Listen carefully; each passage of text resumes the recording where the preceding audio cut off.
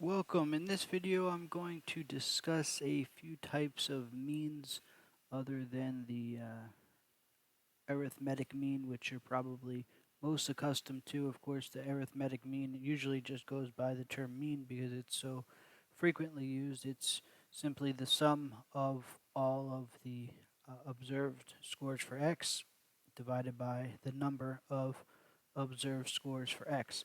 In some instances, however, that may not be the best number to use to identify central tendency or what is average or typical in a data set. So here I've created a data set with some very low scores and a few scores that are a bit higher and one score that is much higher. Now if we were to compute the mean of the raw data by simply adding up all the scores and dividing it by the number of scores, which here I believe is 13, we would get a mean of 84.23, which isn't very representative of what's present in the data here.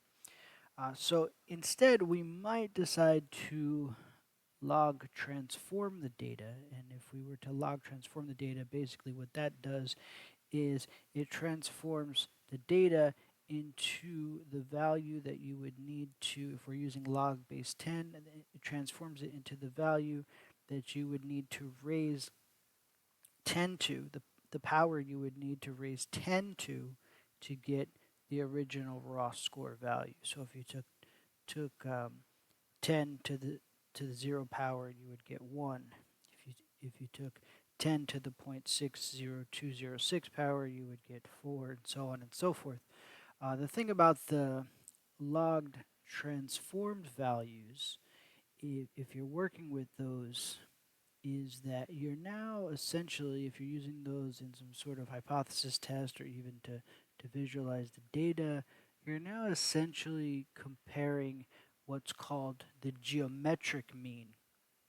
So the geometric mean, one way, and probably the simplest way if you're dealing with software of getting the geometric mean, is to simply take the mean of the log transform values, which here comes to 0.72, and then take 10 and raise it to the power of the log transform value. So if I take 10 and raise it to 0.72, I will get the geometric mean, which is 5.26. So that's probably the easiest way if you're using software to get the geometric mean, which in many cases might better represent what's average in your data, and in some cases, such as dealing with financial data, such as rates of return on investments, might be the preferred mean to use. The formula for the geometric mean is basically the taking each observation and taking the products of all the observations to the nth root. And what I mean by the nth root is just the number of observations. So here let's do this with a very small data set. Let's say we have a data set with 7, 8, 12, and 97. What we would do is we would take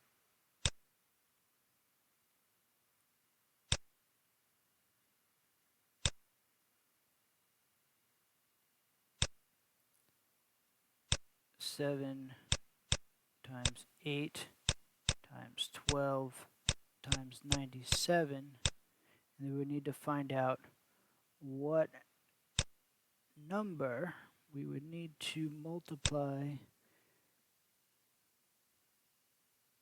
itself by 4 times, that's a 4, to get the value, that's the product of these 4 numbers. So I've taken the product of those 4 numbers, which turns out to be 65,184. And then I've asked for the root for those numbers. Now in Excel, it doesn't allow you to take it to the nth root, but uh, you can instead, it'll give you the same answer, take it to the power of 1 over n. So I'm taking 65,184 and taking it to the power of 1 over 4 or 0.25 because there's 4 observations. If there were 10 observations, I would take it to the power of 1 over 10, right? And that gets me the geometric mean for that very small data set. That's two ways you can get the geometric mean. If you're dealing with log transform data, it's probably easier to just get the mean of the log and then take what's called the anti-log of that by taking 10 to the power of the mean of the log, and that will give you the geometric mean. Now, of course, if you have a data set that has a lot of extreme values, you may not necessarily want to take the geometric mean. You might instead opt for what's called the trimmed mean. The trim mean basically rank orders the data and lops off or omits a given percentage from the lower end and the higher end of the data. So here, if we, let's say, did the 10% trimmed mean, we would remove roughly the top 10% and the lower 10% of the data. Here, rounding down, because that would, 10% of 13 would give us a fraction, but rounding down, that would just remove the lowest value and the highest value. And after removing the lowest value and the highest value, then we would take the mean of the remaining center values in the rank ordered data, and we would get in this data set a trimmed mean of 8.8. So 8.8 is, as you can see, much more representative than the arithmetic mean. The geometric mean of 5.26 is also more representative. In fact, here that might be preferred, more representative than the arithmetic mean. And the trim mean is also probably, in most instances, a better representation of what's present in this data set.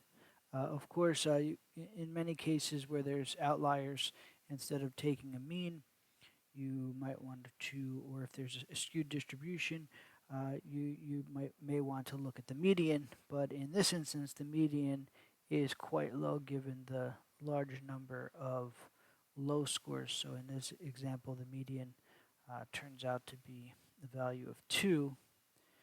So there's just several options if the arithmetic mean doesn't work out. One is using the trim mean. Another, in many instances, you may want to log transform your data and use the geometric mean. And in other instances, you may want to use the median or the 50th percentile in your data set. So I thank you for listening, and I hope you enjoyed that as much as I did.